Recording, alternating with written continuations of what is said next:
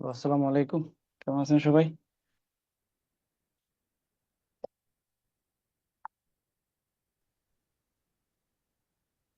আছি ভাইয়া, আলহামদুলিল্লাহ। আপনি কেমন আছেন? হ্যাঁ, আছি ভালো আলহামদুলিল্লাহ। আজকে হচ্ছে আমাদের ম্যাথ লেকচার 5, রাইট? জি ভাইয়া।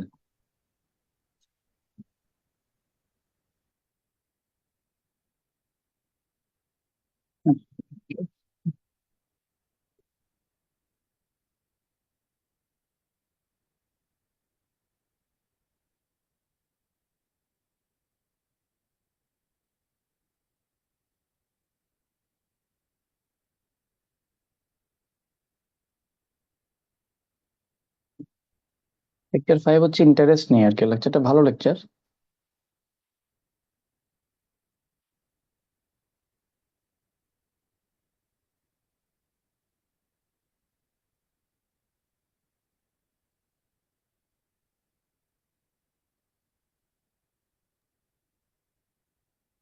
প্রফিট লস ইন্টারেস্ট এগুলারই ভালো লেকচার।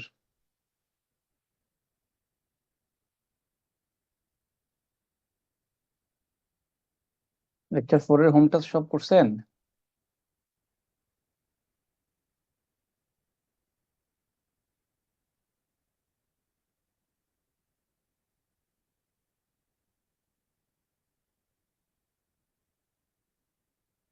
আচ্ছা, তো লেকচার 5 হচ্ছে প্রফিট লস নিয়ে।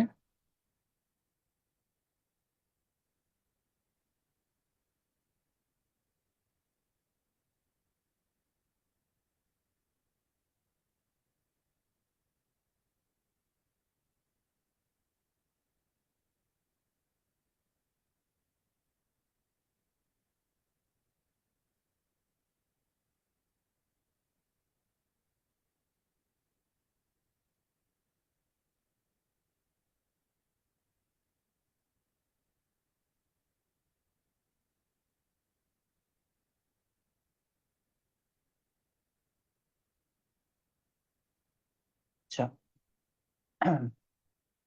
তো প্রফিট লস পার্সেন্টেজের একটা অংশ। পার্সেন্টেজ আমরা দেখেছিলাম, প্রফিট লস যেহেতু আলাদা করে ম্যাথ আসে, এই জন্যই হচ্ছে আমরা একটু আলাদা করে লেকচারে রেখেছি। ভালো লেকচার, একটু ডিটেলসে আছে অনেক কিছুই। তো প্রফিট লসের ক্ষেত্রে আমরা যেটা একটু মাথায় রাখি সেটা হচ্ছে, ধরেন আমরা যদি বলি যে আমাদের 20% প্রফিট হয়েছে। সো দ্যাট কেস আমরা যেটা করতাম আগে, যে আমার যা দিয়ে কিনেছিলাম তা প্লাস ওই কস্ট প্রাইসের 20%, এই দুইটা মিলে হচ্ছে আমার সেলিং প্রাইস, মানে যে টাকাটা আমার ক্যাশে ইনফ্লো হলো, তাই না? আচ্ছা, তো এটাকে আমরা ডিরেক্ট লিখে ফেলতে পারি এভাবে, যে কস্ট প্রাইসের 120% হচ্ছে সেলিং প্রাইস। ঠিক আছে। আর যদি বলি আমার 30% লস হয়েছে, তখন আমার কথা লাউড এন্ড ক্লিয়ার শোনা যাচ্ছে? একটু কনফার্ম করবেন, কথা জি লাউড এন্ড ক্লিয়ার শোনা ভাইয়া। যাচ্ছে? আচ্ছা, এখন যদি বলি 30% লস হয়েছে, এর মানে হচ্ছে যা দিয়ে কিনছি তা তো পাই নাই, তার থেকে আরো 30% কম পেয়েছি, এর মানে হচ্ছে তার 70% পেয়েছি, সমান সমান হচ্ছে সেলিং প্রাইস। ঠিক আছে। আচ্ছা, আরেকটা হচ্ছে মার্ক প্রাইস। মার্ক প্রাইস কি? মার্ক প্রাইস হচ্ছে দ্রব্য মূল্যের গায়ে যেটা লেখা থাকে, মার্ক প্রাইস বলি, আমরা রিটেল প্রাইস বলি, বা ট্যাগ প্রাইস বলি। ঠিক আছে। তো এই টাকাটার উপর ডিসকাউন্ট দেওয়া হয়, ইউজুয়ালি এই টাকার উপর ডিসকাউন্ট দেওয়া হয়, মানে হচ্ছে যেটা গায়ে লেখা থাকে ওটা আমি চাই না, তার উপর ডিসকাউন্ট দিই। ডিসকাউন্ট দিয়ে কি নির্ধারণ করি? সেলিং প্রাইস নির্ধারণ করি। এটা হচ্ছে বেসিক্যালি অ্যাকচুয়ালি আমার ক্যাশ ইনফ্লো। ঠিক আছে, এবং ওটা থেকে আমরা কস্ট প্রাইস পেয়ে যাই, যেটা হচ্ছে আমার ক্যাশ আউটফ্লো।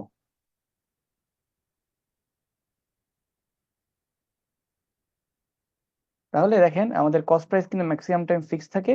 এই ডিসকাউন্টের পরিমাণের উপর ডিপেন্ড করে আমাদের সেলিং প্রাইসটা বাড়তেও পারে, কমতেও পারে। তাহলে এভাবে আমরা ইকুয়েশন গুলা লিখে ফেললে আমাদের ভুল হওয়ার সম্ভাবনা খুবই কম।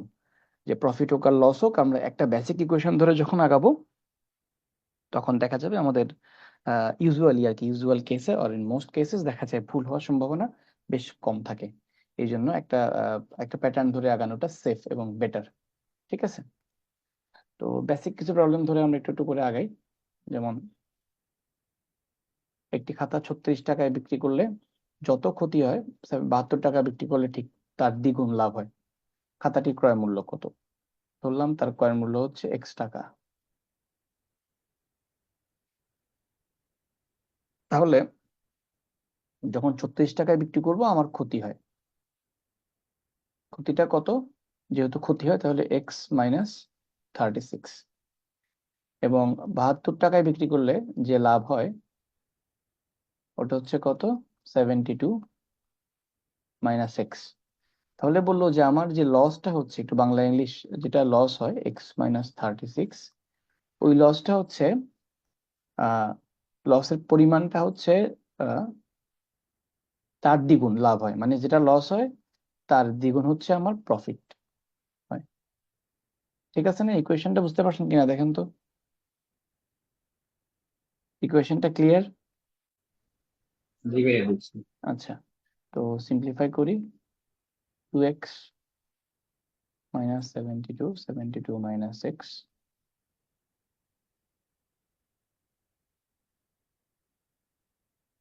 3 × 24 72, 24 × 2 = 48, 48 টাকা। তাহলে হচ্ছে আমার কস্ট প্রাইস 48 টাকা। সহজ অঙ্ক, এটা অনেকে ভুল করে, এগুলা ভুল টুল করা যাবে না আর কি, ঠিক আছে? এগুলো একটু আমাদের পারতে হবে। আমরা একটু কেয়ারফুলি দেখবো যাতে এইগুলো আমাদের ভুল টুল না হয় আর কি। ঠিক আছে? আচ্ছা, মুভিং ফরওয়ার্ড। ইজি আরো কিছু ম্যাথ আছে, যেমন এই ম্যাথটা দেখতে পারি। একটি দোকানে দোকানদারের লাভ হয় কত টাকা? 320% লাভ হয়। এই অঙ্কটা অনেকগুলো পরীক্ষায় আসছে। তো যদি ক্রয় মূল্য 25% বৃদ্ধি পায় তাহলে বিক্রয় মূল্য একই থাকে, তাহলে তার লাভ বিক্রয় মূল্যের কত অংশ হবে? তা আমরা ধরতে পারি, ধরলাম যে আমার কস্ট প্রাইস 100 টাকা। যেহেতু 320% প্রফিট হয়, তাহলে আমার সেলিং প্রাইস কত হবে? যা দিয়ে কিনছিলাম তা তো পাইছি, তার আরো 320% বেশি পাইছি, মানে তার 420% পাইছি। তাই না? ব্যাপারটা এরকম না? তাহলে সেলিং প্রাইস হচ্ছে 420 টাকা। আচ্ছা, তাহলে এখন তারা বললো যে এই সেলিং প্রাইসটা ফিক্সড, মানে আগে যা দিয়ে বিক্রি করলাম তাই যদি সেলিং প্রাইস ফিক্সড হয়ে থাকে এবং কস্ট প্রাইস যদি বৃদ্ধি পায়, তাহলে কস্ট প্রাইস যেহেতু বৃদ্ধি পাবে তাহলে নতুন কস্ট প্রাইসটা কত হবে? সিপি প্রাইম 100 এর 25% বৃদ্ধি পাইলো, তাহলে হয়ে যাবে 125 টাকা। তাহলে আমার নিউ প্রফিট আসবে, নিউ প্রফিট কত হবে? 420 মাইনাস 125, তাহলে 295 টাকা।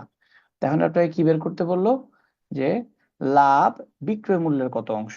তাহলে এই যে নিউ প্রফিটটা, এই যে নিউ প্রফিটটা ইজ হোয়াট পার্সেন্ট অফ, মানে গুণন অফ সেলিং প্রাইস, তাই না? 295, এটা আমাকে বের করতে হবে অফ হোয়াট? সেলিং প্রাইস, এটা হচ্ছে 420। তাহলে এই বক্সটাই আমার বের করতে হবে, 295 বাই 420। তো হোয়াট পার্সেন্ট যেহেতু বলা আছে 100 হয়ে যাবে, পার্সেন্ট মানে প্রতি 100-তে, ইন্টু 100। এটা দেখবেন অ্যাপ্রক্সিমেটলি 70% আসে অ্যান্সার। বুঝতে পেরেছেন আশা করি, ঠিক আছে? আচ্ছা, আপনারা কি বুঝতে পারছেন নাকি প্রপার ওয়েতে আছি আমরা? একটু রেসপন্স করবেন। আর ইন প্রপার প্রপার ওয়েতে আর কি আছি আমরা? জি ভাইয়া। আচ্ছা, অঙ্কগুলো মাঝে মাঝে আসে। 5 bananas are bought for 1 টাকা, 4 is sold for 1 টাকা, what is the profit or loss in percentage? এগুলোর ক্ষেত্রে যেটা করব, আমরা পার ইউনিটে নিয়ে যাব। তাহলে cost price per unit, per unit cost price কত? তাহলে 1 টাকা দিয়ে 5টা কিনে, তাহলে 1/5 টাকা পার পিস। ঠিক আছে? সেলিং প্রাইস পার ইউনিট, ওটা হচ্ছে কত? 1/4 টাকা পার পিস। তাহলে প্রফিট কত আমার পার ইউনিটে? প্রফিট কত পার ইউনিট?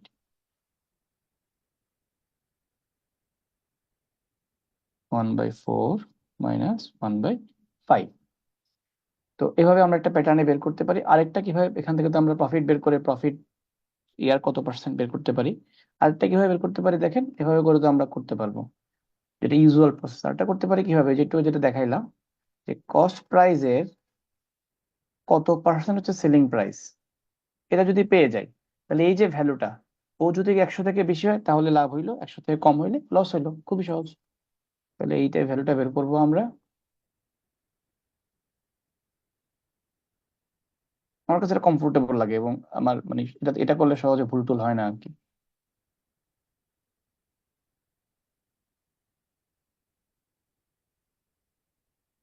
এটা আসবে 125।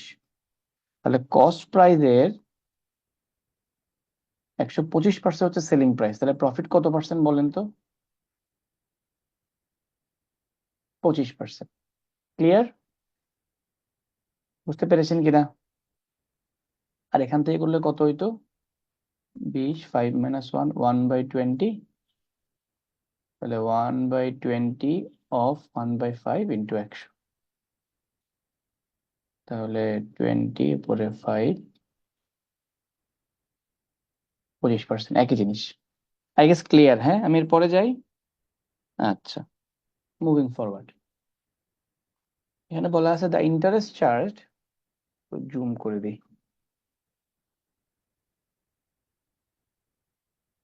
ওরা বুঝতে পারছেন তো না ক্লাস? ক্লাস জি ভাইয়া বুঝতে বুঝতে পারছি। পারছেন? আচ্ছা, ঠিক আছে। এটা দেখি, দ্য ইন্টারেস্ট চার্জড, এটা হচ্ছে বাংলাদেশ ব্যাংকে আসা একটা math. Interest charge in loan is taka P পার 1000, প্রতি 1000 টাকার জন্য পি টাকা তাকে ইন্টারেস্ট দেয়া লাগে ফর ফার্স্ট কোয়ার্টার, প্রথম 3 মাসের জন্য। আচ্ছা, এন্ড ও পার টাকা 1000 for each month after the first quarter, মানে প্রথম 3 মাস অতিক্রান্ত হওয়ার পরে প্রতি মাসের জন্য তাকে ও টাকা করে দেয়া লাগে। তাহলে ও যদি প্রথম বছরে 10,000 টাকা যদি সে লোন নিয়ে থাকে টোটাল, তাহলে তার কত টাকা ইন্টারেস্ট আসবে? তাহলে ফার্স্ট কোয়ার্টারটাকে আমরা একসাথে হিসাব করে ফেলি। ফার্স্ট কোয়ার্টার, তাহলে 1000 টাকায় পি টাকা, 10,000 টাকায় কত টাকা আসবে? 10 পি টাকা আসলো। রিমেইনিং মান্থস, এর পরের মান্থসে কত আসবে? রিমেইনিং আর কত মান্থস আছে? 9 মান্থ। তাহলে এক মাসে 1000 টাকায় আসে কিউ টাকা, 10,000 টাকা আসবে 10 কিউ টাকা। কয় মাসের জন্য? 9 মাসের জন্য। তাহলে আসবে কত? 90 কিউ। তাহলে টোটাল ইন্টারেস্ট কত আসবে?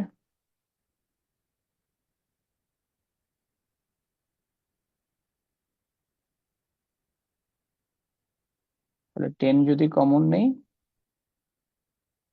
P plus 9 Q. ক্লিয়ার? বুঝতে পেরেছেন? আশা করি বুঝতে পেরেছেন।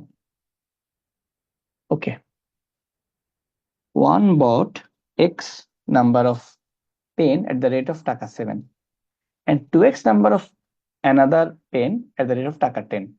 তাহলে টোটাল সে কতটুকু কয়টা পেন কিনলো? প্রথমে এক্স নাম্বার, পরে 2x, তাহলে প্রায় 3x নাম্বার অফ পেন কিনছে। আচ্ছা, তাহলে আমরা টোটাল কস্ট প্রাইসটা বের করে ফেলতে পারি আগে সহজে, যে একটা কলমের দাম 60 টাকা, এক্সটার দাম কত? 7x টাকা, প্লাস একটা কলমের দাম 10 টাকা, 2x টার দাম কত? 20x। তাহলে টোটাল কত হইলো? 27x টাকা। ঠিক আছে, এখন এই যে 27x টাকা যে সেল করছে, এটা কতটা পেল কলম বলেন তো? কতটা কলম?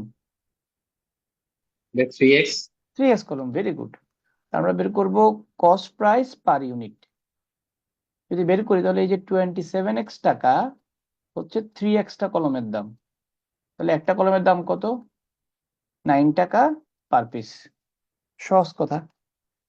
সেলিং প্রাইস পার ইউনিট যদি বের করতে চাই, 12টা কলমের দাম কত টাকা?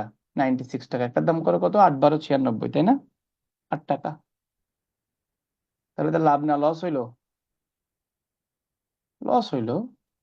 লস হয়েছে 1 টাকা পার পিস। তাহলে প্রতি পিসে তার 1 টাকা লস।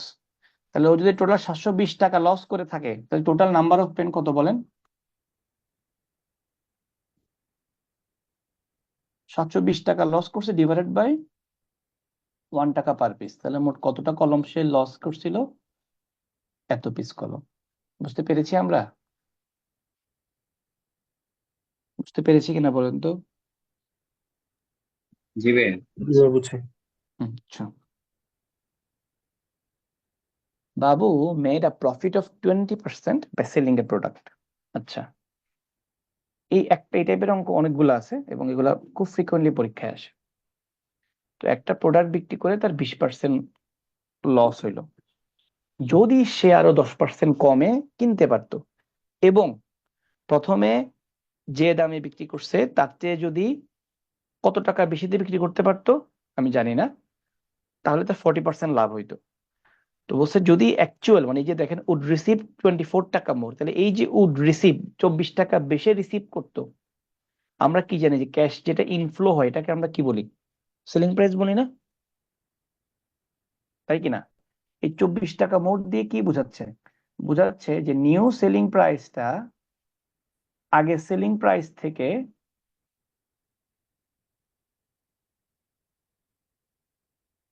যদি 24 টাকা বেশি হয় তখন গিয়ে এটা একটা এখন, এবং এবং তার যদি কস্ট প্রাইস 10% কম হয় তখন গিয়ে তার 40% লাভ হয়। এখন দেখেন এটা হচ্ছে অ্যাকচুয়াল ভ্যালু, আমরা তো ইমাজিনারি ভ্যালুর সাথে অ্যাকচুয়াল ভ্যালু কম্পেয়ার করতে পারি না। তো আমরা যদি যদি ধরে করি, ধরেন যে ধরলাম লেট কস্ট প্রাইস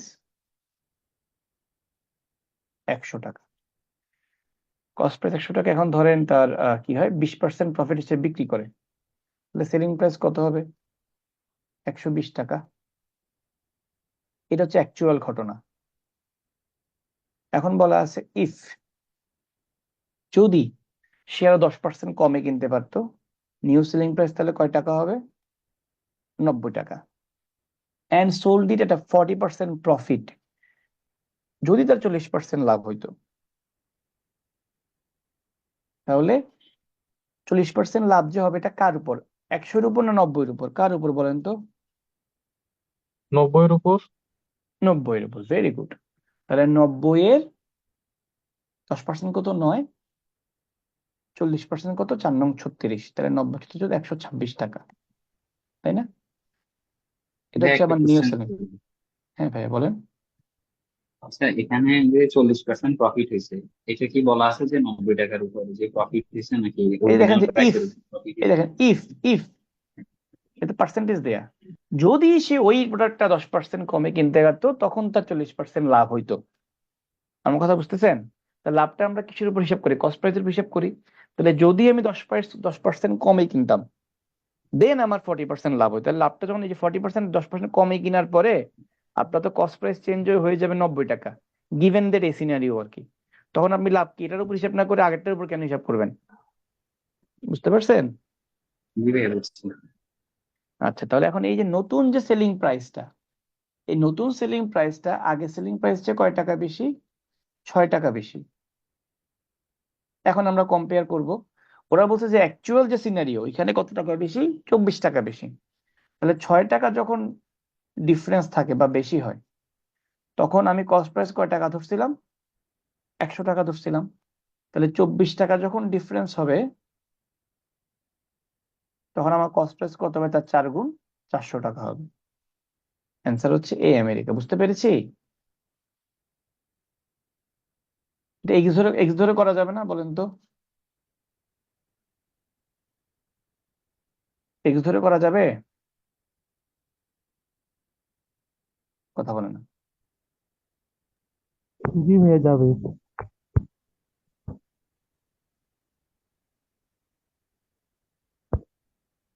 এই দেখেন what was his original selling in টাকা বলছে, কস্ট প্রাইস তো বলে নাই। তাহলে তার অরিজিনাল সেলিং প্রাইস কত? সরি, 6 টাকা হইলে, এটা তো সেলিং প্রাইস বলছে, কস্ট প্রাইস বের করতে বলে নাই, সেলিং প্রাইস। তাহলে সেলিং প্রাইস হচ্ছে কত টাকা? অরিজিনালি কত? 120 টাকা। 24 টাকা হইলে তার 4 গুণ, 4 × 12 = 48, 480 টাকা। অবশ্যই বের করা যাবে। বুঝতে পারছেন কিভাবে? দেখেন, আপনি ধরেন যে অরিজিনাল সেলিং প্রাইস এক্স টাকা, যেহেতু 20% লাভ হয় তাহলে কস্ট প্রাইস কত? কস্ট প্রাইসের 120% হচ্ছে সেলিং প্রাইস। তাহলে কস্ট প্রাইস কত? এক্স এর 10/12 পেলেন। নিউ কস্ট প্রাইস কত? আগেরটার চেয়ে 10% কম, তাই না? তাহলে 90% অফ এক্স এর 100/120, 100 100 চলে যাবে, জিরো জিরো চলে যাবে, 3 দিয়ে দিলে 3 তিরিকে 9, 3 চারা 12, তাহলে 3/4x টাকা।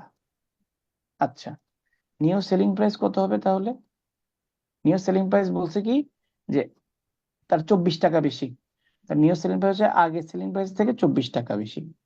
তাহলে এখন অ্যাকর্ডিং টু দা কোশ্চেন, এই যে নিউ কস্ট প্রাইস হচ্ছে কত টাকা? এই যে দেখেন, নিউ কস্ট প্রাইস হচ্ছে এই টাকাটা, আর নিউ সেলিং প্রাইস হচ্ছে এই টাকাটা। তারা বলছে কি, তারা বলছে new selling price new cost price corresponding তার কত পার্সেন্ট প্রফিট হয়? 40% প্রফিট হয়। তাহলে নিউ কস্ট প্রাইসের 140% হচ্ছে নিউ সেলিং প্রাইস। ওকে, তাহলে এখন বসান, এটা হচ্ছে কত? 3/4x, 140/100, x + 24। সিম্পলিফাই করলে এখান থেকে x এর মান বের হয়ে যাবে 480। বুঝতে পেরেছেন? মানে আপনি নার্ভাস হওয়ার কিছু নাই, যে কোনো একভাবেই ধরে আগান না কেন অঙ্কটা মিলবে। ক্লিয়ার? ক্লিয়ার কিনা? দিবেন। এবার আসি ডিসকাউন্টের ম্যাথ। ডিসকাউন্টের ম্যাথ বেশ ট্রিকি, আমরা একটু মনোযোগ দিয়ে বুঝি এবং তাড়াহুড়া করব না। হ্যাঁ, আমি আবারও বললাম ডিসকাউন্টের ম্যাথ ট্রিকি, একটু মনোযোগ দিয়ে বুঝবো এবং তাড়াহুড়া করব না।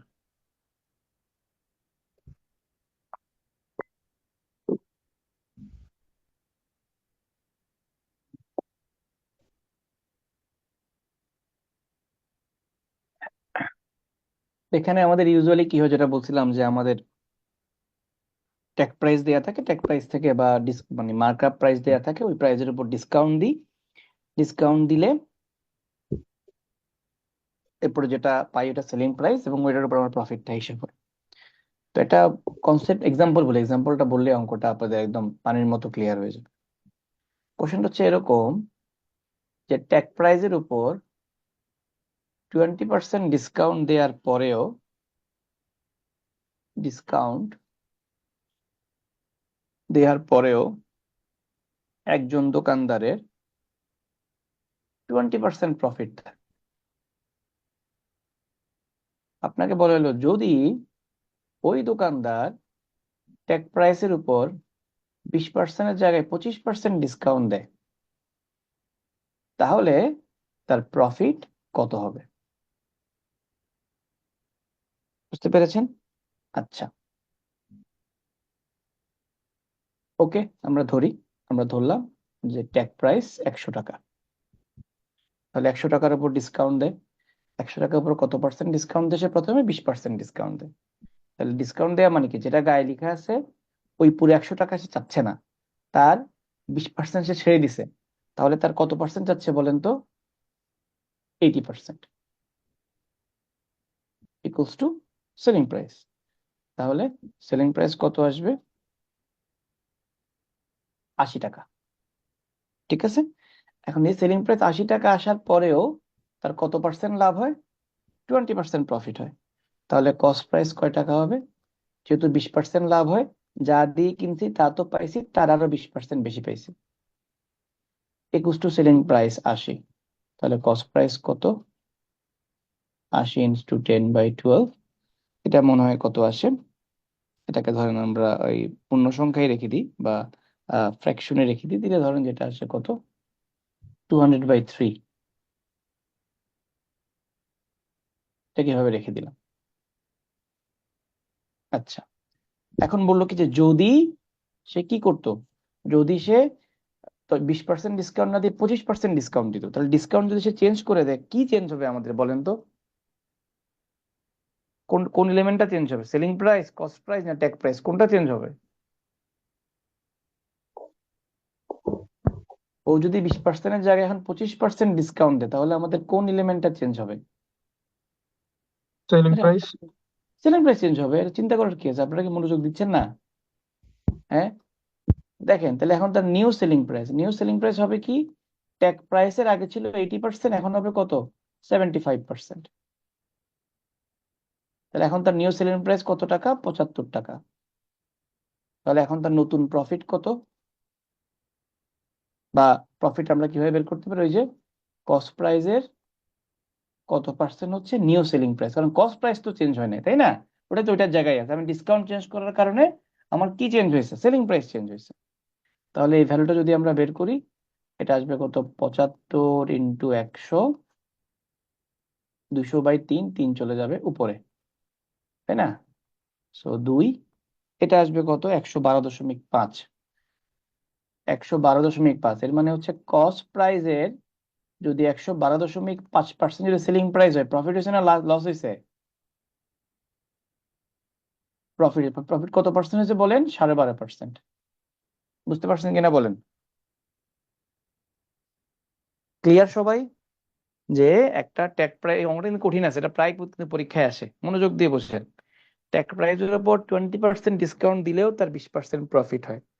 এখন যদি ওই দোকানদার 20% জায়গায় 25% ডিসকাউন্ট দেয়, তাহলে তার কত পার্সেন্ট প্রফিট হবে? বুঝতে পেরেছেন কিনা বলেন? বুঝতে পেরেছেন? জি ভাইয়া। ভাই এখানে তো কস্ট প্রাইস তো আমার সেমই থাকতেছে। কারণ আমি তো ডিসকাউন্ট চেঞ্জ করলে আমার কস্ট প্রাইস কি চেঞ্জ হবে নাকি? আমি তো ডিসকাউন্টের পরিমাণ চেঞ্জ করছি। আমি তো একটা প্র্যাকটিক্যাল চিন্তা করেন, আপনি একটা প্রোডাক্ট কিনে ফেলছেন, তাহলে আপনার জি কস্টের ভাই। জীবনে চেঞ্জ করা সম্ভব? না না আপনি না। ডিসকাউন্টের পরিমাণ চেঞ্জ করলে আপনার প্রফিটের পরিমাণ ভিন্ন ভিন্ন হবে, তাই না? বুঝতে পেরেছেন কিনা?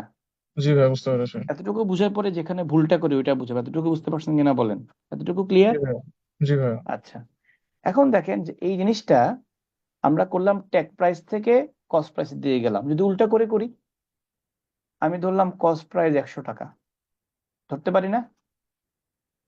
ধরলাম। জি যেহেতু 20% প্রফিট, তাহলে সেলিং প্রাইস কত হবে? 120 টাকা। এখন যেহেতু আমার কি হয়, 20% আমরা কি দিই, ডিসকাউন্ট দিই, এর মানে ট্যাগ প্রাইস হচ্ছে কত, সেলিং প্রাইস, সেলিং প্রাইসের উপর 20% বাড়ায় দিলে তো ট্যাগ প্রাইস পেয়ে যাচ্ছি, তাই না? জি ভাইয়া। 144 টাকা। ট্যাগ প্রাইসের উপর 20% ডিসকাউন্ট দিয়ে যদি সেলিং প্রাইস পাই, তাহলে সেলিং প্রাইস থেকে 20% বাড়ায় দিলে ট্যাগ প্রাইস পেয়ে যাবো না, নাকি? মানে এইভাবে লেখা যায় না, চিন্তা করেন না, যে সেলিং প্রাইসের 120% ট্যাগ প্রাইস, এভাবে লেখা যায় না? লিখে ট্যাগ প্রাইস পেয়ে গেলাম কত টাকা, 144 টাকা, প্রথম কেসে। ঠিক আছে, এরপরে কি হলো, এরপর ট্যাগ প্রাইসের উপর 25% আবার ডিসকাউন্ট, ট্যাগ প্রাইসের 75% হচ্ছে নিউ সেলিং প্রাইস, রাইট? ওকে, ওটা কত আসবে? ওটা এসপি প্রাইম আসবে 108 টাকা। তাহলে আমার কস্ট প্রাইস তো ফিক্সড, তাই না? কত? 100 টাকা। 100 নিউ সেলিং প্রাইস কত? 108 টাকা। তাহলে এখানে প্রফিট পার্সেন্টেজ কত? 8%। তাহলে একই অঙ্ক, দুইটা দুইটা দুই রকম উত্তর, কোনটা সঠিক কোনটা ভুল বলেন? নেক্সট ওয়ান ভুল, কারণ হচ্ছে সেলিং ট্যাগ বলেন। প্রাইসের যে রিলেশনটা করছেন ওইটা তো ওভাবে হয় না। মানে একটা জিনিসের যদি 25% যদি ডিসকাউন্ট দেয়, ডিসকাউন্ট দিয়ে যে মূল্য, ওটার আবার 25% ব্যাক দিন তো সেম হবে না স্যার। কেন হবে না? ধরেন আমি যদি লিখি ভাবে যে ট্যাগ প্রাইস থেকে ডিসকাউন্ট বাদ দিলে সেলিং প্রাইস পাই, তাহলে সিমিলারলি সেলিং প্রাইস থেকে সাথে ডিসকাউন্ট যোগ করলে ট্যাগ প্রাইস পাই, একই কথা না? এটা তো স্যার যোগ বিয়োগ, ওইটা তো স্যার পার্সেন্টেজ হিসাব করে, কারণ 100-তে 100 এর 25% কম যদি 75 হয়, 75-এর 25% বেশি তো 100 না। হ্যাঁ, বুঝি নাই। তাহলে আমি এভাবে লিখি, ধরুন যেটাকে আমি এভাবে লিখলাম যে ট্যাগ প্রাইস মাইনাস ট্যাগ প্রাইসের 20% সমান সমান selling price. Selling price plus selling প্রাইসের 20%, দুটো কি এক জিনিস? এই দুটো কি একই জিনিস কিনা? কথা বলে না। না ভাইয়া। কেন একই জিনিস না? দেখেন, ইকুয়েশন ঠিক আছে, বাট এই যে ডিসকাউন্টের যে পরিমাণ, এটা কখনোই সেম না। আপনি এখানে করতেছেন কি, সেলিং প্রাইস প্লাস তার 20% যোগ করতেছেন। In terms of amount, tag percent selling price থেকে বড় না? কথা শুনেন, ধরেন দুইটা দোকানদার, একটা দোকানদার বললো যে আমি গায়ের মূল্যের উপর 20% ডিসকাউন্ট দিব, আর একটা দোকানদার বললো আমি বিক্রয় মূল্যের উপর 20% ডিসকাউন্ট দিব। কে আপনাকে ডিসকাউন্ট বেশি দিচ্ছে বলেন তো? আপনারা আসলে অনেক অনেক ইনএফিশিয়েন্ট আর কি, বুঝছেন, মাথাও খাটান না, বুঝতেও চান না। একটা দোকানদার, একজন বললো সে ট্যাগ প্রাইসের উপর ডিসকাউন্ট দিবে, একজন বললো সেলিং প্রাইসের উপর ডিসকাউন্ট দিবে, কে ডিসকাউন্ট বেশি দিচ্ছে বলেন তাইলে? সেলিং প্রাইসের মানে যে উপর ডিসকাউন্ট দিচ্ছে। আমার মাথা পোকা। এই টাকার পরিমাণটা বেশি না লোয়েস্ট? ট্যাগ প্রাইস মানে যেটা গায়ের উপর লেখা আছে, তাই জি না? ভাইয়া। সেলিং প্রাইস মানে যেটা আমার আমার ক্যাশে ঢুকতেছে। তো আমার ক্যাশে যেটা ঢুকে এই পরিমাণটা সবসময় ট্যাগ প্রাইস থেকে কম হয়, কারণ আমি তো ডিসকাউন্ট দিয়ে দিছি। তাহলে কম টাকার উপর ডিসকাউন্ট করলে ওই পরিমাণটা বেশি হবে না, বেশি টাকার উপর ডিসকাউন্ট করলে ওই পরিমাণটা বেশি হবে? বেশি টাকার উপর ডিসকাউন্ট করলে তাহলে ডিসকাউন্ট করা এখানে হবে। এখানে ভুলটা কি জানেন? ভুলটা হচ্ছে, দেখেন এটা কিন্তু রাইট, যে ট্যাগ প্রাইস থেকে ট্যাগ প্রাইসে 20% ডিসকাউন্ট। এখানে আপনি যদি উল্টা করতে চান, যদি এইভাবে করতে চান আপনি, তখন যেটা হবে, এই ডিসকাউন্টটা হবে সেলিং প্রাইসের উপর না, কার উপর হবে? ট্যাগ প্রাইসের উপর ডিসকাউন্ট। কথা বুঝেন নাই? ধরেন 100 টাকার উপর 20% ডিসকাউন্ট দিলে আপনার ডিসকাউন্টের পরিমাণটা কত আসে? টাকায় টাকায় কত আসে? 20 টাকা, তাই না? কিন্তু যদি সে 80 টাকার উপর ডিসকাউন্টে 20%, তখন ডিসকাউন্টের পরিমাণ কত আসবে? 16 টাকা। দুটা 10 কি টাকা। একই হইলো? না। এই ভুলটা হচ্ছে এখানে, এই জায়গায়। কারণ সেখানে করছে কি, সে 20% অ্যাড করছে ঠিকই, কিন্তু এই 20% ডিসকাউন্টের পরিমাণটা এটা তো কম। তাহলে এই কোয়েশ্চেনটা ঠিক করে লিখলে কি হবে? এই কোয়েশ্চেন ঠিক করে লিখবে এরকম, যে ট্যাগ প্রাইস থেকে সে 20% কম দিচ্ছে। ট্যাগ প্রাইসের 80% হচ্ছে সেলিং প্রাইস। সেলিং প্রাইস যদি 120 টাকা হয়, তাহলে ট্যাগ প্রাইস কয় টাকা হবে? তাহলে 120 ইন্টু 100/80। এবার করেন, কত আসে? কত আসবে? বুঝতেছেন নাকি আমি হুদাই অ্যাডভান্স এগুলা পড়াচ্ছি? আপনারা কি মাথা ঢুকাচ্ছেন এগুলা? জি ভাই, বুঝতেছি। হ্যাঁ। এগুলো কিন্তু সহজ না। 150 টাকা, দেখছেন আগে আসছিল 144 টাকা, কিন্তু অ্যাকচুয়ালি আসার কত টাকা? 150 টাকা আসার কথা। এটা কম আসছে কারণ কি, বুঝছেন তো? কেন কম আসছে বলেন তো? কারণ কেন কম আসছে? আমরা ট্যাগ প্রাইসের উপর পার্সেন্টেজ দিচ্ছি, টোয়েন্টি হ্যাঁ, আমরা পার্সেন্ট ডিসকাউন্ট। ডিসকাউন্টটা হিসাব করছি ট্যাগ প্রাইসের উপর, না রে বোকা। ইকুয়েশনে ডিসকাউন্টটা বেসিক্যালি আমরা করছি কি, সেলিং প্রাইসের উপর হিসাব করছি। এখনো বুঝে নাই? উফ, এখনো বুঝেন নাই? একটা হচ্ছে কি, দেখেন যে tag price minus discount equals to selling price. আর এখানে করছে কি, সেলিং প্রাইসের সাথে সেলিং প্রাইসের 20% যোগ করছে, যোগ করে সে ট্যাগ প্রাইসে যাওয়ার চেষ্টা করছে।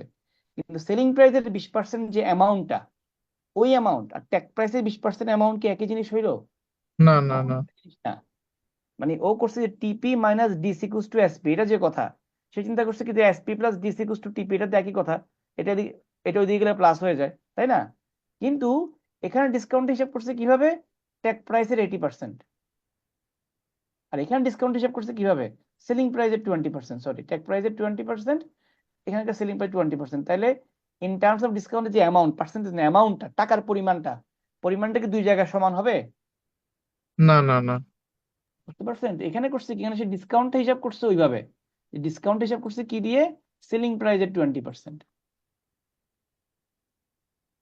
তাহলে ইকুয়েশনটা আমাদের এই প্যাটার্নে আগাইতে হবে, এই প্যাটার্নে আগাইলে আর ভুল হবে না। এই জন্য বললাম যে কোনটাতে কোনটার দিকে যাচ্ছেন এটা বোঝাটা খুবই ইম্পর্টেন্ট। বুঝতে পেরেছেন? জি ভাইয়া, বুঝতে পেরেছি। আসলেই বুঝেছেন কিনা? জি ভাইয়া।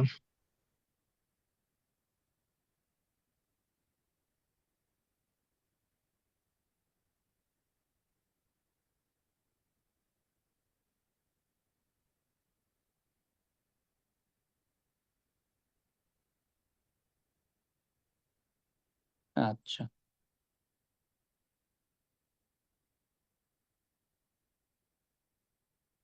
পরে যাই। মানে প্যারা খাইছে, আপনারা আসলে মনোযোগ দিচ্ছেন না, কেউ বুঝতেও চাচ্ছেন না। পিপল আর গেটিং লেজি, বুঝছেন? একটা ব্যাচে 80টা 90টা 100 স্টুডেন্ট ক্লাস করতে আসে, 8 জন 10 জন 6 জন 7 জন। Y man? ওকে, আমি করাই তাহলে, আর কোশ্চেন টোশ্চেন না করে করাই যায়। আপনারা না বুঝলে আমাকে বললেন, ঠিক আছে? আমি একটা একটা করে করাই যাই। একজন ব্যবসায়ী একটা পণ্যের উপর, পণ্যের দাম প্রথমে 25% বাড়াইলো। 25% বাড়ানোর পরে বর্ধিত মূল্যের উপর আবার 25% সে ছাড় দিল। তাহলে শুরুর মূল্য থেকে শেষের মূল্যের পার্থক্য কত, ওটা আপনাকে বের করতে বলছে। ধরলাম যে প্রথমে মূল ছিল 100 টাকা, আফটার ইনক্রিজিং 25%, এটার মূল্য গিয়ে দাঁড়াবে কত টাকা? 125 টাকা। দেন 25% ডিক্রিজ করার পরে দাম কত হবে? 125-এর 75%, যেহেতু এটার উপর 25% কমে গেছে। সো এটা কত আসে? এটাকে আমরা ফ্র্যাকশন রাখতে পারি, 25 দিয়ে দিলে 3, 25 দিলে হচ্ছে 4, এটা কিভাবে রেখে দিই? তাহলে এটা হচ্ছে ফাইনাল মূল্যটা, এটা হচ্ছে শুরুর মূল্যটা। তাহলে যদি আমরা ডিফারেন্স বের করতে চাই,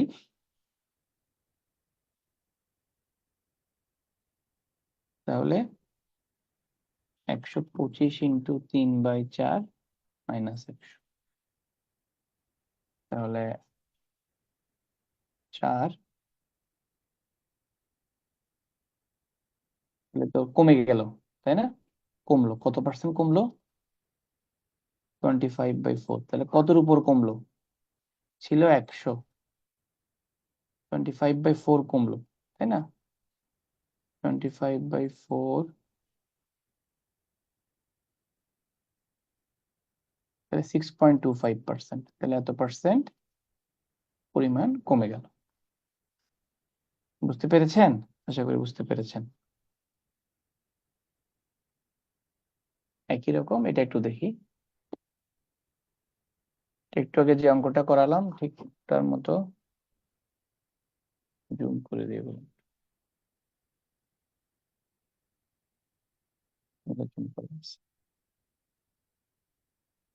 ওকে, একজন খুচরা বিক্রেতা তার পণ্যের লিখিত মূল্যের উপর 10% কমিশন দিলে 12.5% লাভ হয়, যেটা একটু আগে করাইলাম। ও যদি লিখিত মূল্যের উপর 20% কমিশন দিত তাহলে তার কত লাভ হইতো? তাহলে একদম একটু আগে যেটা করাইলাম ওটার মতো ধরলাম যে রিটেল প্রাইস বা খুচরা মূল্য যেটা, ওটা 100 টাকা। যেহেতু এটার উপর সে 10% কমিশন অথবা ডিসকাউন্ট দেয়, তাহলে তার ক্যাশে যেটা ঢোকে মানে সেলিং প্রাইস, এটা হচ্ছে 100 এর 90%, বা রিটেল প্রাইসের 90% 90 টাকা। এই টাকা ঢুকলেও তার 12.5% লাভ হয়। তাহলে যা দিয়ে কিনে তার উপর তার 12.5% লাভ, তাহলে কস্ট প্রাইসের 112.5 বাই 100 ইকুয়ালস টু 90 টাকা। তাহলে কস্ট প্রাইস কত? 90, 112/5, 100। তাহলে 12.5 তো 12.5 দিয়ে দিলে এটা আসবে 8, এটা আসবে 9। তাহলে কস্ট প্রাইসটা কত আসবে?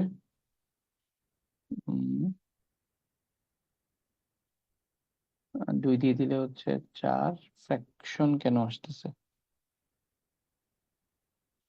ক্যালকুলেশন উল্টা করছে। হ্যাঁ, 100 উপরে 150, 12.5 নিচে, তাহলে 8, এটা হচ্ছে 9, 10, 8 10 হচ্ছে 80।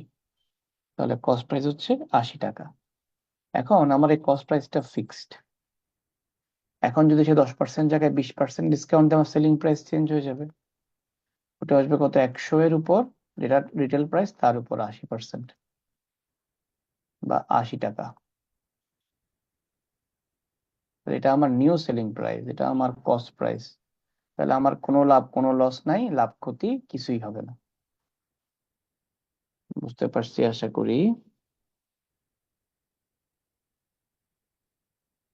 এটা একটু দেখি,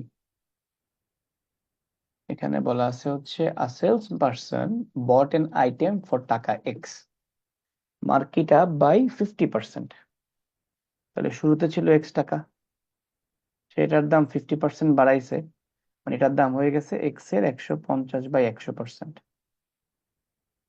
বা যেটাকে বলতে পারি আমরা 1.5x টাকা। এখন যখন এত টাকা সে দাম ঠিক করলো, তখন দেখলো যে বিক্রি হচ্ছে না। তো বিক্রি যখন হচ্ছে না দেখলো, তখন সে একটা ডিসকাউন্ট দিল। আফটার ফার্স্ট ডিসকাউন্ট, প্রথমবার ডিসকাউন্ট দেওয়ার পরে এটার মূল্য 1.5x টাকার উপর সে 20% ডিসকাউন্ট দিল, মানে হচ্ছে এটার 80% এখন সে ডিমান্ড করতেছে। করুক, ভালো কথা। তখনও দেখতেছে কি হচ্ছে না, এটা সেল হচ্ছে না। তখন সে ফাইনালি আস্কিং প্রাইস হচ্ছে কত? প্রথমবার ডিসকাউন্ট দেওয়ার পরে যা, তার 70%। এটা যদি হয় তাহলে ফাইনালি ওই পণ্য মূল্যের দাম কত তা আপনাকে বের করতে বলছে, তাই না? এটা সিম্পলিফাই করলে দেখবেন আসবে 0.84x টাকা। এখানে কিন্তু 84x আছে, 0.84 কিন্তু নাই, বুঝতে পারছেন? এই দশমিক কিন্তু দশমিক না, তাহলে অ্যান্সার হচ্ছে নান অফ দিস। আশা করি আমরা বুঝতে পারছি। এই অঙ্কটা খুবই ইন্টারেস্টিং একটা ম্যাথ। এটা আসছে আইবিএল বিবিএ তে আসছে, তো বেশ ভালো একটা math. A customer came to a shop, asked the shop manager to give a discount on 20% on listed price of pen. একটা কাস্টমার দোকানে আসলো, এসে দোকানদারকে বলল যে পণ্য মানে কলমটার গায়ে যে দাম লেখা আছে তার উপর আমাদেরকে 20%, আমাকে 20% ডিসকাউন্ট দেয়া লাগবে। দোকানদার রাজি হয়ে গেল, ওকে ফাইন, দিলাম তোমার 20% ডিসকাউন্ট, কিনে নেন। কাস্টমার ভাবলো যে না, আমার তো মনে হয় লস হয়ে যাচ্ছে। দেন সে কি করলো, মোর over for 10 purchased he wanted 2 pence free of cost. এরপরে সে কি করলো, সে বললো যে না, এটা হইলে হবে না, আমাকে প্রতি 10টা কলম কিনলে আরো 2টা কলম ফ্রি দেয়া লাগবে। ম্যানেজার বললো ঠিক আছে, তাও দিব। তাহলে ম্যানেজার বললো তারে কি করবে, দুইটা সুবিধা দিবে। একটা হচ্ছে যেটা কলমের গায়ে মূল্য লেখা আছে তার উপর 20% ডিসকাউন্ট দিবে, এক। দ্বিতীয়ত হচ্ছে প্রতি 10টা কলম কিনলে তাকে আরো 2টা কলম ফ্রি দিবে। ওয়াও!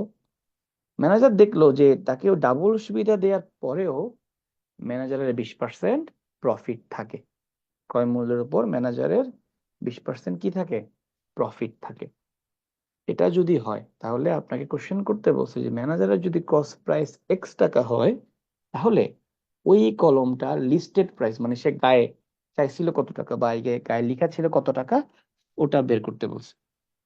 এখানে ঝামেলাটা হচ্ছে এখানে দুইজনের পার্সপেক্টিভ, দুইজনের ক্যালকুলেশন দুই রকম। ম্যানেজারের ক্যালকুলেশন বা পার্সপেক্টিভ আর হচ্ছে কাস্টমারের ক্যালকুলেশন বা পার্সপেক্টিভ একই রকম না, দুজনেরটা দুরকম। তো দেয়া আছে কস্ট প্রাইস কত টাকা, এক্স টাকা পার পেন। তাহলে দেখেন, যদি প্রতি কলমে 20% প্রফিট হয় অ্যাকচুয়ালি, তাহলে দোকানদারের কাছে তার প্রতি কলমে সেলিং প্রাইস কত হবে, এক্স টাকার 120%। তাহলে 1.2x টাকা পার পেন। এখানে এই ঝামেলাটা, এই যে দোকানদার যে পাইলো যে 1.2x টাকা পার পেন, যেটা সে দোকানদার তার সেলিং প্রাইস হিসাব করলো, এটা তো তার কস্ট প্রাইস তো তার ফিক্সড। তাহলে সেলিং প্রাইসটা ডিপেন্ড করবে সে কেমন ডিসকাউন্ট দিচ্ছে, কি অফার দিচ্ছে ওইটার উপর, মানে সেলিং প্রাইস ক্যান ভ্যারি। তাহলে এই যে প্রতি কলম বাবদ 1.2x টাকা করে সে একটা হিসাব করলো, এই হিসাবটা সে কিভাবে করলো, এই হিসাবটা করলো কিভাবে, টোটাল অ্যামাউন্ট রিসিভড, টোটাল যে টাকাটা সে রিসিভ করছে ওই টাকাটাকে সে কত দিয়ে ভাগ দিছে, 10 দিয়ে নাকি 12 দিয়ে। ও কিন্তু ওই যে যে ছেলেটা যে কাস্টমার কলম কিনছে সে কিন্তু 10টা কলমের দাম দিছে, কিন্তু নিয়ে গেছে 12টা। দোকানদার তো 12টাই কিনা লাগছে। তাহলে দোকানদার যে টোটাল যে টাকাটা পাইছে ওইটাকে কিন্তু 10 দিয়ে ভাগ দেয় নাই, ওইটাকে 12 দিয়ে ভাগ দিছে। 12 দিয়ে ভাগ দিয়ে সে কি পাইছে, সেলিং প্রাইস পার ইউনিট পাইছে। তাহলে এখন আমরা এখান থেকে বের করতে পারি টোটাল অ্যামাউন্ট রিসিভ কত, টোটাল কত টাকা রিসিভ করছে।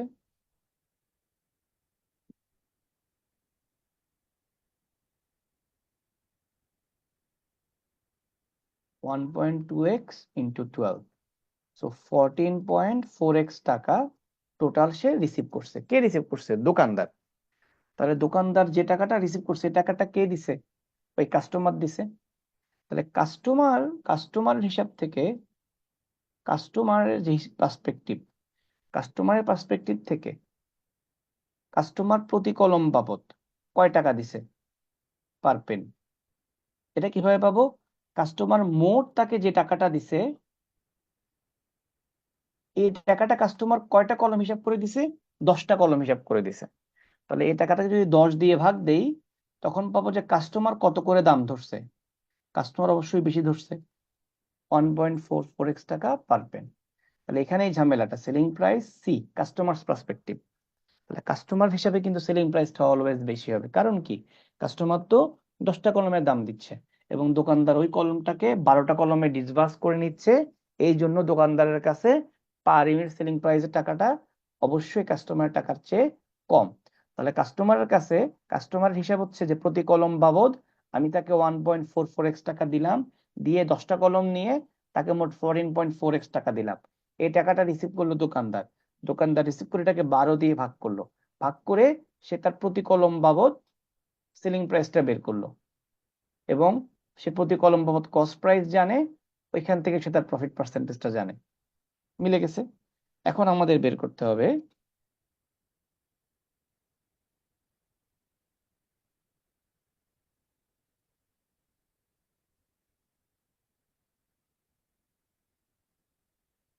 কি বের করতে হবে বলেন তো?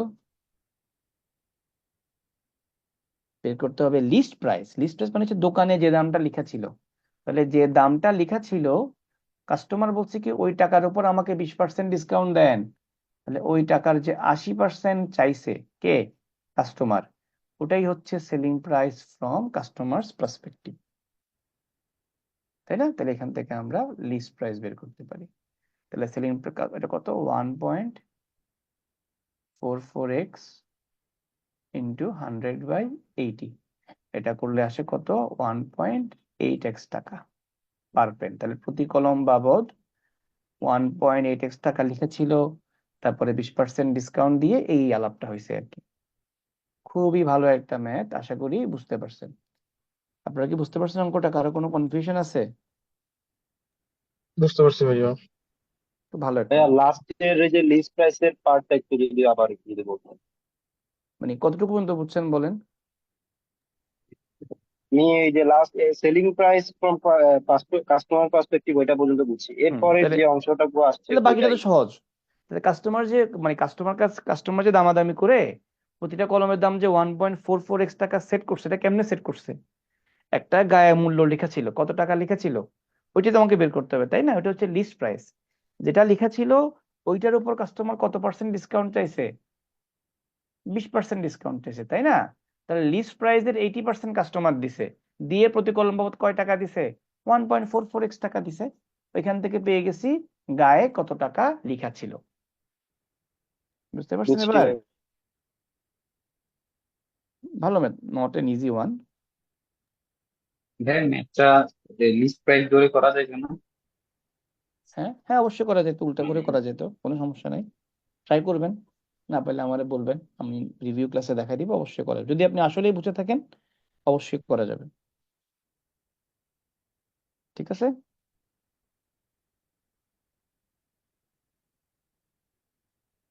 আচ্ছা, এটা ইজি আছে, ট্রাই করেন তো, ট্রাই করেন। আমি একটু রেস্ট নিই, অনেকক্ষণ ধরে চিল্লাচিল্লি করছি, ট্রাই করেন তো।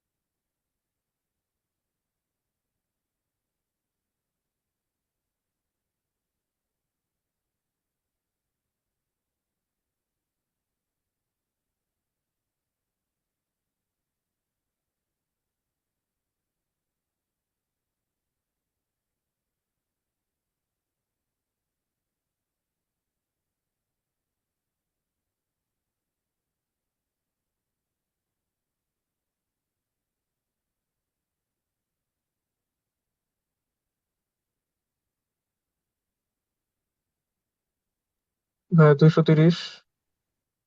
Very good. বাকিরা?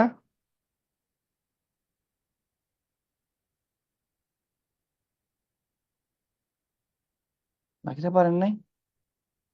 এতক্ষণ ধরে চিল্লাচিল্লি করলাম, এত সহজ একটা অঙ্ক। আরে এতক্ষণ ধরে কি পড়াইলাম তাইলে? A shopkeeper marks an article at such a price that after allowing a 30% discount on the tag price, he makes a profit of 40%. Tag price এর উপর 30% ডিসকাউন্ট দেওয়ার পরেও তার 40% প্রফিট হয়। যদি ট্যাগ সহ ট্যাগ, এটা তো খুবই সহজ। ট্যাগ সহ যদি ট্যাগ প্রাইস 460 টাকা হয়, তাহলে সেলিং প্রাইস কত? দেখছেন যে অনেকে ইন্টারেস্ট হারাই ফেলছে পড়াশোনার প্রতি, বা হয়তো কন্টিনিউ করতেছে না। অনেক ভালো স্টুডেন্টরা কন্টিনিউ করতেছে না। They will suffer, mark my word. আমার এক জুনিয়র 1-3 ব্যাচ, এইচএসসি 1-3 ব্যাচ কিন্তু অলরেডি ধরেন 40 বিসিএস তো কোপাইছে, চাকরি বাকরিতে অনেক আছে আর কি, বুঝতে পারছেন? আর সে নকতেছে ভাই 44-এর ভাইবা দিলাম কয়দিন পরে, আর ভাইবা দিব এই সেই, মানে ঠিক ডিউ টাইম পড়াশোনা করে নাই, এই আর কি। যাই হোক, তো যেহেতু 40% প্রফিট আর কস্ট প্রাইস, তাহলে কস্ট প্রাইসের 140% হচ্ছে সেলিং প্রাইস। তাহলে কস্ট প্রাইস কত? 100/140।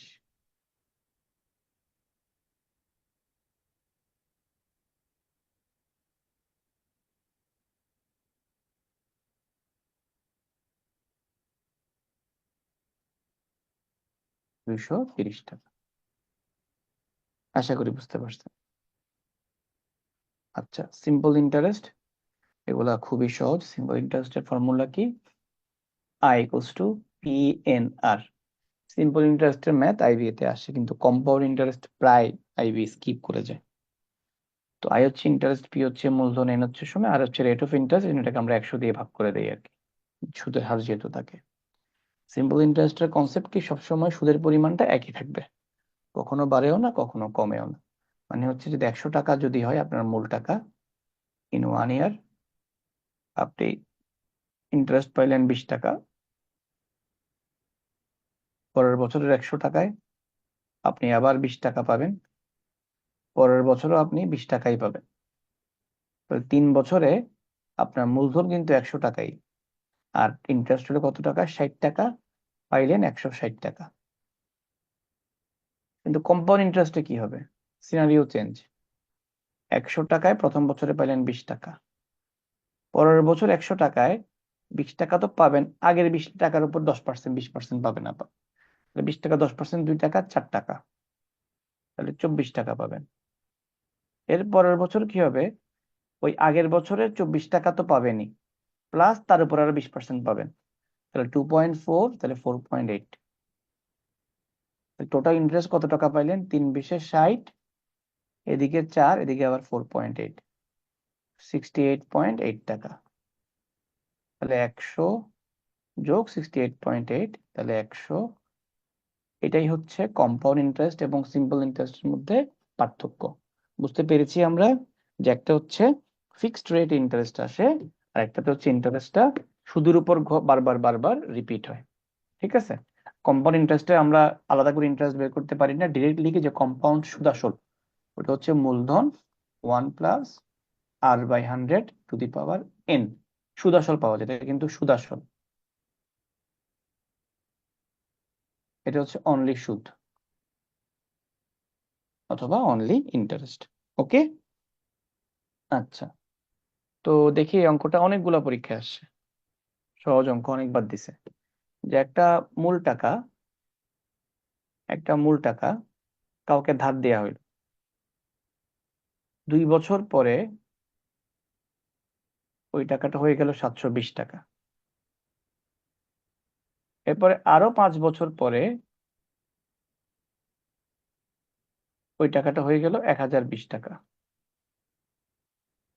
আপনাকে বললো যে অ্যাকচুয়ালি ওই টাকার পরিমাণটা শুরুতে কত ছিল এটা বের করতে বলছে। তো যেহেতু আমরা জানি সিম্পল ইন্টারেস্টের মূল কনসেপ্ট কি? ইন্টারেস্ট ফিক্সড, প্রতি বছর ইন্টারেস্টটা কি থাকে? ফিক্স থাকে। এই কনসেপ্ট দিয়ে খুব সহজে অঙ্কটা করা যায়। দেখেন এই 5 বছরে আপনার কয় টাকা বাড়লো? 300 টাকা। 300 টাকা। তাহলে এক বছরে কত? 60 টাকা। তাহলে 60 টাকা হচ্ছে আপনার পার ইয়ার ইন্টারেস্ট রেট, পার ইয়ার ইন্টারেস্ট, মানে প্রতি বছরে 60 টাকা করে আপনি ইন্টারেস্ট পান। তাহলে এই 2 বছরে আপনি কয় টাকা ইন্টারেস্ট পাইছেন? 120 টাকা। 120 টাকা। তাহলে এই মূল টাকাটা কত 600 ছিল? টাকা অ্যাডভান্স। 600 টাকা। 600 টাকা। মুখে মুখে হয়ে গেল আর কি। হ্যাঁ, শুধু মাথায় রাখতে হবে, ওই যে বললাম যে সিম্পল ইন্টারেস্টের ক্ষেত্রে ইন্টারেস্টের অ্যামাউন্টটা সবসময় ফিক্স থাকে। আচ্ছা, এগুলো তো ভাই সহজ। এগুলা কি বলা আছে, সুদের হার বের করতে বলছে। আমরা কি জানি যে I equals P N R. তো সুদের পরিমাণ কত? 948 টাকা। মূলধন কত? 7,936। মাস যেহেতু বলছে, তো বছরকে মাসকে আমরা বছরে নিয়ে যাব। 36/12। সুদের হার হচ্ছে আর ডিভাইড বাই 100। সিম্পলিফাই করলে আমরা আর এর মান পেয়ে যাব 4। এর মানে সুদের হার কত percent? 4%। If an amount is kept for a years at 12.5 interest, then how many years, কত বছর লাগবে যখন কি হবে, the cumulative interest generated will be equal to principal amount, মানে কখন আসল এবং সুদ একই হয়ে যাবে। আমরা কি জানি, I equals to P N R. তো আমি ধরতে পারি let P equals to x taka. তাহলে আমি ধরলাম যে এন ইয়ার্স পর, আফটার এন ইয়ার্স এর পরে যে ইন্টারেস্টের পরিমাণটাও ঠিক এক্স টাকাই হবে, মানে সুদটা মূল টাকার সমান হয়ে যাবে। তাহলে ওটাই আমাকে করতে হবে। তাহলে আই এর মান কত?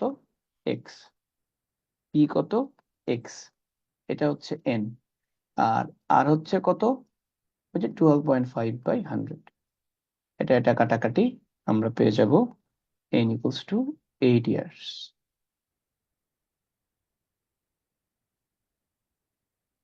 ঠিক আছে, এর মানে হচ্ছে যে 8 বছর পরে সুদ এবং মূলধন একই হয়ে যাবে।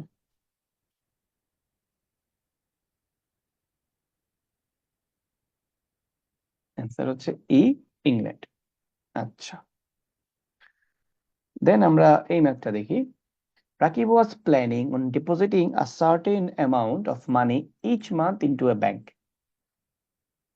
সে একটা সার্টেন টাকার প্রতি দিবে চিন্তা করলো। ধরলাম যে সে প্রতি মাসে, আমি ধরে নিলাম 1,000 টাকা করে 12 মাসে কয় টাকা দিবে, তাহলে 12,000 টাকা সে বছরে তার ডিপোজিট করার কথা। কিন্তু সে মাঝখানে 2 মাস দেয় নাই। তাহলে এখন তার কাছে আছে কত মাস? 10 মাস। তাহলে এখন এই 10 মাস সময়ে কয় টাকা করে দিলে ও টোটাল যে টার্গেট অ্যাচিভ করছিল ওই টার্গেটটা সে অ্যাচিভ করতে পারবে। তাহলে ওই টাকাটা আমরা বের করে ফেলতে পারবো খুব সহজে, 1200 টাকা। তো আগে সে প্ল্যান করছিল প্রতি মাসে 1,000 করে দিবে, কিন্তু এখন যেহেতু 2 মাস দেয় নাই, তাকে প্রতি মাসে 1200 করে দেয়া লাগবে। তাহলে কত পার্সেন্ট তাকে বেশি দেয়া লাগবে বলেন তো? 20%। 200 টাকা out of 1,000 into 100, so it is 20%। আশা করি বুঝতে পারছি। দেন an investor made a profit of 420 plus 30% of the amount originally paid for the stock, এবং সে স্টকের জন্য 2,800 টাকা পে করছে। তাহলে সে টোটাল প্রফিট পাচ্ছে কত টাকা? সে প্রফিট পাচ্ছে হচ্ছে 420 টাকা ফিক্সড প্লাস 2,800 টাকার 30% ইন্টারেস্ট। অনেক টাকা। তাহলে এটা কত আসবে? মোট 840 প্লাস এখানে 1,260, 1,260 টাকা সে প্রফিট পাচ্ছে। What percent of the cost was the total profit? তাহলে টোটাল কস্ট কত? 2,800 টাকা। 2,800 বসে 1,260 টাকা প্রফিট পাচ্ছে, অনেক প্রফিট, ইন্টু 100। এটা কত আসে? অ্যাপ্রক্সিমেটলি 45% আসার কথা আমার যতটুকু মনে আছে। Answer C, Canada. তো বুঝতে পারছি, আশা করি। এতটুকু বুঝতে পারছি না বলেন তো? জি ভাইয়া বুঝছি। আচ্ছা, তো কম্পাউন্ড ইন্টারেস্টটা অনেকগুলো ট্রিক্স আছে। বেসিকটা তো বলছি, হ্যাঁ। তো আমাদের রিভিউ ক্লাসে আমাকে বলবেন, যদিও এটা আইবিএ তে আসে না, রিভিউ ক্লাসে আমাকে মনে করাই দিবেন অনেকগুলো ট্রিক্স আছে যে বড় বড় ক্যালকুলেশন গুলা কেমনে তাড়াতাড়ি করা যায়। হ্যাঁ, ওগুলো ইনশাল্লাহ আমরা দেখবো না। ঠিক আছে, এগুলো আমরা একটু দেখবো, এবং ওগুলো রিভিউ ক্লাসে ডিটেলস আমি কিছু এক্সাম্পল দিয়ে আলাপ করব। ঠিক আছে।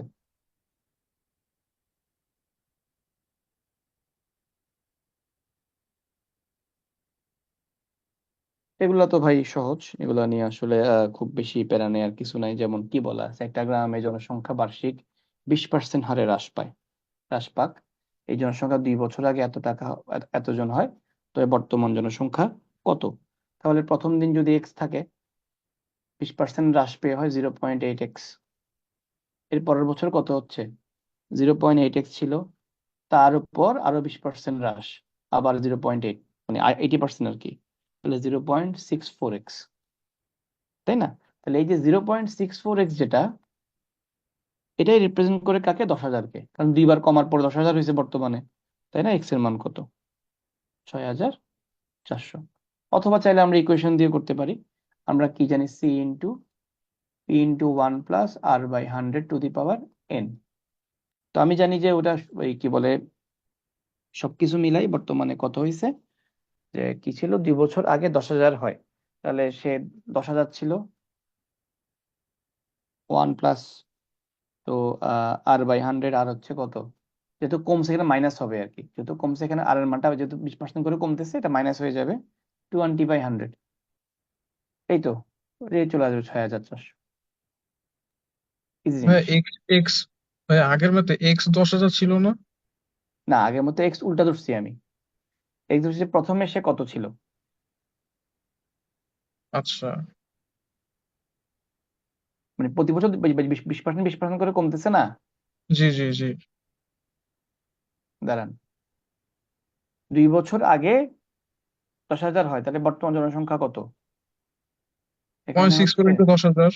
হ্যাঁ, জি ভাই বুঝতে পারছি। একই তো কথা দেন, ঠিক আছে তো। না এখানে পয়েন্ট মানে 64x মানে 10,000, তো ওইখান থেকে আর কি ঘোরায় ফেলছিলাম। এটাকে আমরা এভাবে না ধরি না, আপনি যেভাবে জানতে চাচ্ছেন এভাবে ধরেন না, একই তো কথা। ধরেন আপনি বর্তমান জনসংখ্যা ধরেন এক্স, এক্স, তাহলে 2 বছর আগে 10,000 যদি হয়, ওটাও আসলে লাগে না, তাই না? তাহলে দশ জি হাজার বুঝতে যদি হয়, পারছি, ক্যালকুলেশনটা বুঝতে পারছি। এটার 80%, আবার তার 80%, এটাই তো, তাই না বস? জি ভাই সেম। 2 বার কমবে আর কি, এটাই। আচ্ছা,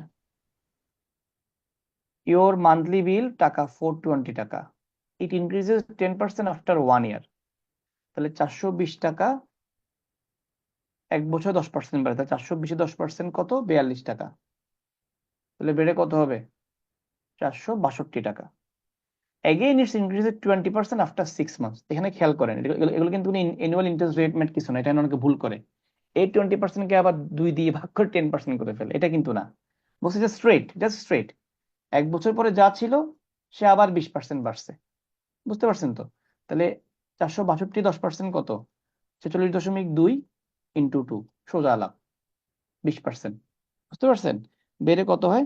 বেড়ে হয় হচ্ছে এটা 554.4 টাকা। মানে এটাকে আবার আপনি কি করার দরকার নেই, যে কম্পাউন্ড 6 মাস যেহেতু বলা আছে 10 দিয়ে ভাগ করবো, এগুলা কিছু করার দরকার নেই, বুঝতে পারছেন? জি ভাই। আচ্ছা, ভাইয়া 46.2 × 2 কেন হয়েছে? ওই যে 10% ছিল, মানে 46.2, তাহলে যেহেতু 20%, তাহলে দ্বিগুণ। বা আপনি ভেঙে করতে পারেন চাইলে, আমি শর্টকাটে করলাম আর কি, 20% বাড়ছে না, এইভাবে করেন, একই কথা। অথবা 462 যোগ 462 এর 20%, এই 20% বাড়ছে না, একসাথে 20% বাড়ছে আর কি, একই কথা, বুঝতে পারছেন ভাইয়া? মানে প্রথমে একবার 10% বাড়ছে, আবার হ্যাঁ, 20% বাড়ছে। হ্যাঁ, মানে 1 বছর এটা পরে কি গিয়ে, দ্বিগুণ? কি বলছেন বুঝি না, আবার বলেন। মানে প্রথমে একবার 10% বাড়ছে হুম, আফটার 1 ইয়ার, হুম। তারপর আবার 20% বাড়ছে। এটা কখন বাড়ছে? মানে কি 6 মাস পরে বাড়ছে না? তাহলে 1 ইয়ারে মানে এই যে এই 10% 6 মাস এরপর আবার। আপনার কথাটা বুঝি এখানে নাই, টোটাল ভাইয়া চাইছে 18 মাসের শুনেন। না ভাইয়া? হ্যাঁ, হ্যাঁ, হ্যাঁ প্রথমে 1 বছর বুঝছি, পরে যা এখন বাড়ার, এক এক বছর বছর তো পরে 12 মাস। বেড়ে 462 বুঝছি। টাকা হয়ে গেছে, যখন টাকাটা বিলটা পে করে নাই, তখন ওটা একটা ক্যাপ করছে কি, যে পরের 6 মাসে ডাইরেক্ট 20% বাড়বে। এবার বুঝতে পারছেন? তাহলে 1 বছর পরে যে 462 টাকা হয়েছে, এই টাকার উপর 20% বাড়বে। এখানে কথা বলেন না, ও বুঝছি সো বলেন না। সো 10% আর বাড়ে নাই, মানে একসাথে 20%ই বাড়ছে। হ্যাঁ, হ্যাঁ, ওটা তো শেষ, আরে ওটা তো শেষ, ওটা তো শেষ হয়ে একটা, ওইটা ইফেক্টিভ হয় নাই, ওইটা না না ইফেক্টিভ হয় নাই। ওটা তো শেষ, ওটা হয়তো ধরেন একটা ইয়া হয়ে গেছে, ওটা তো শেষ, বুঝেন নাই? বুঝতে পারছেন? বুঝতে পারছি, মানে 6 মাসে ওই যে 20 ডাবল হয়ে গেছে, বুঝছি। হ্যাঁ হ্যাঁ হ্যাঁ, ঠিক আছে। আচ্ছা,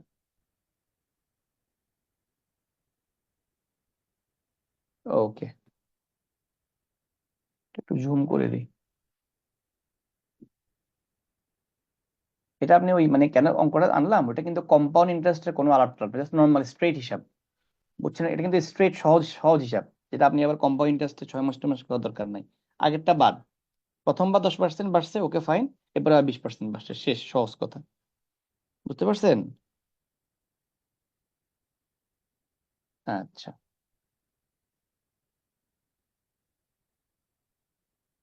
তো এখানে বলা আছে কি টাকা 20,000 is deposited in a saving account which pay 6% annual interest, বছরে 6% করে দেয়, কিন্তু এটা 6 মাসে সেমি অ্যানুয়ালি কম্পাউন্ড হয়। এর মানে কি, 2,000 টাকা ছিল, সে 6 মাস পর্যন্ত তার ইন্টারেস্টটা একবার হিসাব হবে, এরপরে সে আবার হবে। তাহলে এইটা 6 মান্থ, এটা হচ্ছে ইন 1 ইয়ার, তাহলে কয়বার কম্পাউন্ড হবে বলেন তো? এক বছরে কয়বার কম্পাউন্ড হবে? 2 বার। 2 বার দুইবার কম্পাউন্ড ভাই। হবে। তাহলে যদি অ্যানুয়াল ইন্টারেস্ট 6% হয়, সেমি অ্যানুয়াল ইন্টারেস্ট কত পার্সেন্ট হবে? 3%। 3%, তাহলে এটা আমরা ওই ফর্মুলা দিয়ে করে ফেলতে পারি, সি সমান সমান 20,000 1+3/100 স্কোয়ার, এটা করলে কত? 2,122 আসে। অথবা মুখোমুখি করতে পারেন কিভাবে, 20,000 10% কত? 200, 1% কত? 20, 3% কত? 60, এখানেও 60, প্লাস 60-এর আবার 3%, তাহলে এখানে 60 কত বাড়বে? 10% হচ্ছে কত? 0.6, তাহলে 1.8, তাহলে কত আসবে? 2,000 টাকা প্লাস প্রথমবার 60 টাকা, পরের বার 60 টাকার, পরের বার 60-এর উপর আবার 3%, 1.8 টাকা। তাহলে 2,112, 2,120, 120, 21, 2,121.8 টাকা, যেটাকে আমরা বলতে পারি 2,122 টাকা। বুঝতে পেরেছেন? ভাইয়া 60-60 হিসাবটা বুঝলাম না ভাইয়া। ওই যে 2,000 টাকা 3% কত? 10% কত? 200, জি ভাইয়া। তাহলে আরো 1% কত? আর একটু কমে যাবে না? 20, 3% কত? 3 আর 3 গুণ, ও হ্যাঁ হ্যাঁ হ্যাঁ, বুঝতে পারছি। ঠিক আছে। এই তো, এই হচ্ছে আমাদের লেকচার 5। এই লেকচারটা ভালো লেকচার, খুব ভালো করে পড়াশোনা করবেন, ভালো করে পড়বেন লেকচারটা, ঠিক আছে? এটা কিন্তু আসে 4 এবং 5 আমরা দুইজন মানে আলাদা করছি এই জন্যই, কারণ ভালো লেকচার তো, এটা একটু প্যারাটারা দেয় আর কি, ঠিক আছে? ভাইয়া, ভাইয়া বলেন। ভাই ভাইয়া ওই যে ইয়ারটা না আমার এখনো মাথায় ঢুকে না, যে 6 মাসের হিসাবটা কেন করলাম না, হাফ ইয়ারলি হিসাবটা যে কেন করলাম না, এটা আমার মাথায় ঢুকে না এখন। কারণ হচ্ছে ওটা তো কোনো সুদ আসল মানে সেমি অ্যানুয়ালি কম্পাউন্ডেড কিছু বলে দেয় নাই, কোশ্চেনটা বলছে কি ডিরেক্ট, মানে বুঝছেন কিনা, মানে এটাতে হচ্ছে কি যে পেনাল্টি, মানে প্রথম 1 বছরের মধ্যে বিল না দিলে 20% দেয়া লাগবে, যদি যদি সে না দেয় এরপরে জাস্ট 6 মাস 6 মাস করে তারা বিলটা বাড়াচ্ছে। এখানে যদি বলতো যে সেমি অ্যানুয়ালি কম্পাউন্ডেড, তখন আপনি এটাকে আপনি 20%-কে অর্ধেক করে 10% করতেন। আমার কথা বুঝতে পারছেন? হুম হুম, বুঝছি। সেমি অ্যানুয়ালি কম্পাউন্ডেড হয় নাই বিধায় মানে ওই টোটালের উপর 20% তাকে চার্জটা দিতে হচ্ছে হ্যাঁ, সহজ 18 মাস কথা, হোক হ্যাঁ, মানে আর মানে যতবার এটা জাস্ট, চলুক। এটা জাস্ট প্লেন ইন্টারেস্ট, মানে এটা অনেকে কম্পাউন্ড ইন্টারেস্ট বলে কনফিউজড হয়ে যায়, এবং অনেকে অঙ্কটা ভুলও করছে, এই জন্যই মানে অঙ্কটা ভুল। 18 মাসের কোনো হিসাব নাই এখানে আলাদা। না না না না না, এটা সেগমেন্টেড, আচ্ছা প্রথম 1 বছরেরটা তুমি দিবা, এরপর আবার 6 মাসেরটা দিবা, সহজ কথা। প্রথম 18 মাস আচ্ছা। হলে তো এখানে তো ইন্টারেস্টের দুইটা কথা বুঝছেন না, তখন বলতো যে অ্যানুয়াল ইন্টারেস্টের কিছু তো দেয়া নেই, তাহলে আপনি কেমন হিসাব করবেন? প্রথম 18 মাস বলা থাকলেও হিসাব এটাই হবে, বোকা। বুঝেন নাই? প্রথম এক এখানে বছরে 10% বেড়ে যা হয়েছে তা, এরপর আবার 20% বাড়ছে, 18 মাস হিসাব তো এটাই। এখন যদি বলতো যে প্রথম 1 বছর সেমি অ্যানুয়ালি কম্পাউন্ডেড, তখন ওই 10% কি আপনি 5% করে কম্পাউন্ডিং করতেন 1 বছরে আইনা, তারপরে আবার করতেন, এত কিছু তো কিছু বলে নাই। আমার কথা বুঝতে পারছেন? বুঝছি ভাইয়া। এটা প্রিলিতে আসছিল, 41st প্রিলিতে আসছিল। আপনাদের অন্য পড়াশোনার কি অবস্থা?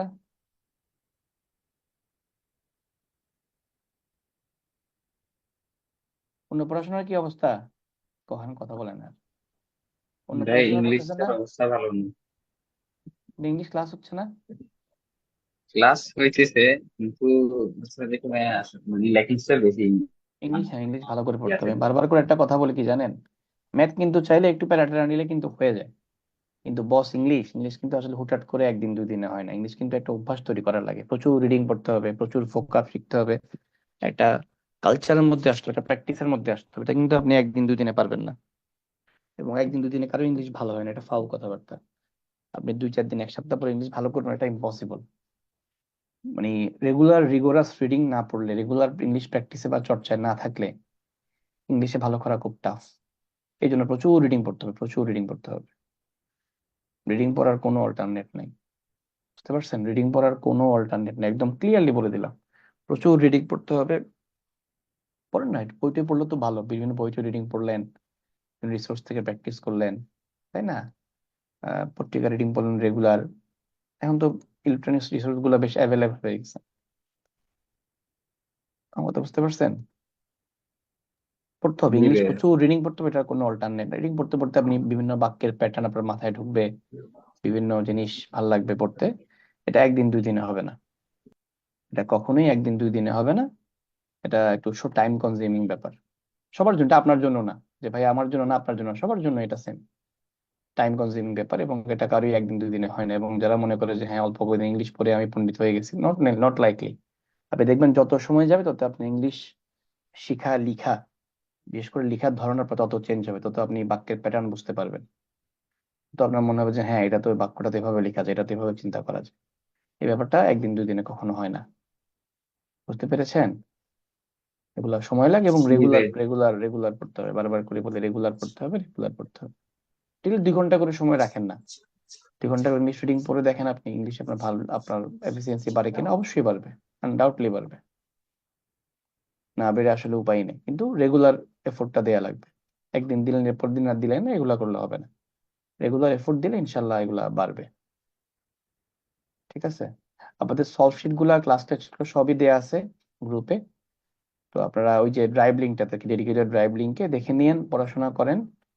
আর হচ্ছে কোনো কিছু লাগলে পড়েন, রিভিউ ক্লাসগুলো যে একটু যেটুকু পারেন নেন, আমি যতটুকু ক্লাস নিতে পারি দেখি, এই আর কি। ঠিক আছে বস, ওকে, আল্লাহ হাফেজ, তাহলে শেষ করি এখানে, হ্যাঁ? আসসালামু আলাইকুম ভাইয়া। সালাম ওয়ালাইকুম আলাইকুম। ওয়ালাইকুম আসসালাম।